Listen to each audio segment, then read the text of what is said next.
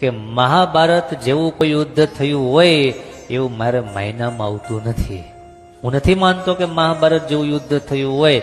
હા, એ કથા, દંતકથા અને પ્રસંગ કથા હોઈ શકે કે કોઈ લેખકે લખેલી હોય. સ્વામિનારાયણ સંપ્રદાયના જ્ઞાન પ્રકાશ સ્વામીએ તો વિવાદની વણઝાર ઊભી કરી દીધી છે. એક બાદ એક વિવાદિત વિડીયો સામે આવી રહ્યા છે.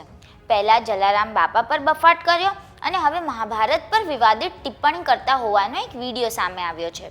આ જ મુદ્દે વિસ્તારે વાત કરશું આ વિડીયોમાં. નમસ્કાર, વાઇબ્સ ઓફ ઇન્ડિયા સાથે હું સુરભી.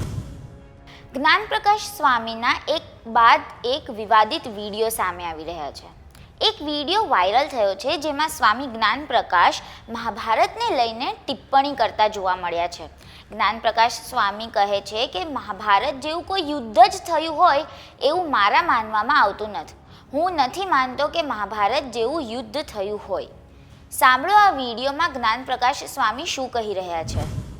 કે મહાભારત જેવું કોઈ યુદ્ધ થયું હોય એવું મારે માયનામાં આવતું નથી. હું નથી માનતો કે મહાભારત જેવું યુદ્ધ થયું હોય. હા, એ કથા, દંતકથા અને પ્રસંગ કથા હોઈ શકે કે કોઈ લેખકે લખેલી હોય. આ વાયરલ વિડીયોને લઈને સનાતનીઓમાં ભારે રોષ ફેલાયો છે. વ્યાસપીઠ પરથી સ્વામી આવી અજ્ઞાનની વાતો કરી રહ્યા છે, જેના કારણે અસંખ્ય હિન્દુઓમાં ભારે રોષ જોવા મળી રહ્યો છે. અગાઉ જ્ઞાન પ્રકાશ સ્વામી સુરતના અમરોલીમાં સત્સંગમાં હાજરી આપવા પહોંચ્યા હતા, જ્યાં તેમણે કહ્યું હતું કે જલારામ બાપાનો ઇતિહાસ ગુણાતીત સ્વામી સાથે જોડાયેલો છે. ગુણાતીત સ્વામીએ જલા ભગતને આશીર્વાદ આપ્યા હતા.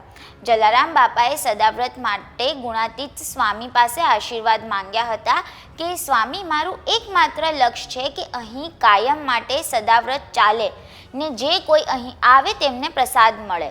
જલા ભગતે ગુણાતીત સ્વામીને બાટી અને દાળ જમાડ્યા.